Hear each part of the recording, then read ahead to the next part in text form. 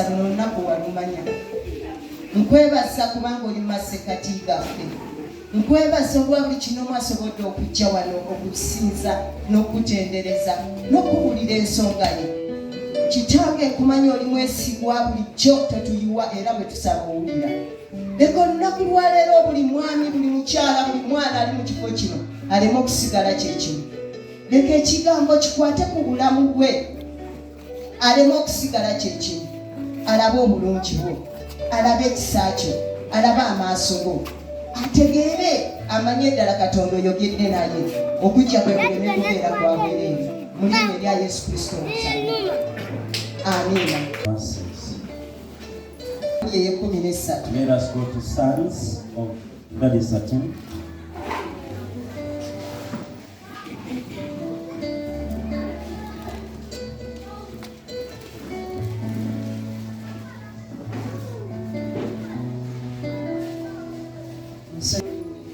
Psalm 13 verse 1. Zaburi 13 olunyiriri olusooka. Olituusaawa ayi Mukama okunneerabiranga emirembe gyonna. Olituusaawa okunkisanga amaaso go. Olituusaawa okuteesanga mu mmeeme yange. Nga ndaba ennaku mu mutima gwange obudde okuziba. Olituusaawa omulabe wange okugulumizibwa ku nze. Lowooza onziremu ayi Mukama Katonda wange. Yakira amaaso gange nneme okwebaka okufa. Omulabe wange alemenga okwogera nti muwangudde. Abankyawa balemenga okujaguza nga nsagaasagana. Akatulekerera awo mumukubireko omugalo bano. Ebibuuzo bingi. The questions are many. Mubiwulidde. Ebibuuzo byo bingi. The questions are many. Ne bw'obeera oyinza okubiddamu empolampola bingi. When you are there, you can answer it slowly by slowly. Naye omusajja wa Katonda ono Dawudi The servant of God yalina ebibuuzo ebyo byebuuza. so many questions he was asking. Naye naffe abamu kufe abatudde But wano even us who are seeing here, tulina ebibuuzo. we have a lot of questions. Nti olituusaawo okunneerabira.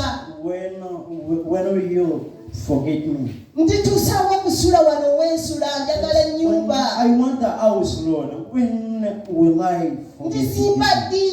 When will I build? Abaana bange school fees My nanzijjawa. children, where will I get the school fees? Nti yambalako ddi obulungi. When will I wear? Nawe oyinza okubeera n'ebibuuzo Even you can be there with so many ebifaananako questions. ng'ebyo omusajja wa Such Katonda. questions like for those. Mu bufuuzi omusajja wa Katonda ono In simple terms, that servant of God yalaba Katonda. saw God. Ye musajja Katonda gwe yagamba alina omutima The man ng'ogugwe. that good said that he has a heart like. Naye yatuuka mu mbeera He reached in such a situation. n'emunyigiriza mu bweti He groomed him very well. ng'alina kwebuuza Katonda ndituusaawa. He was asking God that. Ngalaba omulabe we He amwegulumirizzaako. was seeing his enemies to Nawe oyinza stand up. okubeera nga mulabe Even you wakwegulumirizzaako. can be there when your enemy is squeezing you. N'ogamba Mukama ndituusaawo omulabe wange okwegulumiza ku nze. My enemy, when will I? Nzikiriza buli omu kufe alina I ebibuuzo. believe that many of us will have questions. Naye Bayibuli eno mukiraba But this Bible, as you can see it, ejjudde obujulizi. it has so many testimonies. Ejjudde obujulizi bw'abo There abaalina are ebibuuzo so nga many testimonies of byaddibwamu. those people who had many questions. Erina obujulizi okuva eno It paka eno has omukadde ne testimony mupya. from the first generation to the end. Nabo nga balina ebibuuzo nga gwe And all byewebuuza. of them, they had so many questions as you. Oluganda njagala nkutegeeze. President, I want to tell you. Bw'oba olina ebibuuzo nga If you Dawudi have bwe so many yalina, questions as tulina Katonda addamu we ebibuuzo. have God who answers those questions. Bayibuli eno etulaga This Bible tells us nga Mukama alina bye yakolera abantu. the Lord did a lot of things for people. Abagumba bazaala, Those ones who were barren, they produced. abasibe baalaba, Those ones who were abalema baatambula, those ones who were lame, they moved. abalina ebizibu bangi. Those with the problems, they are very many.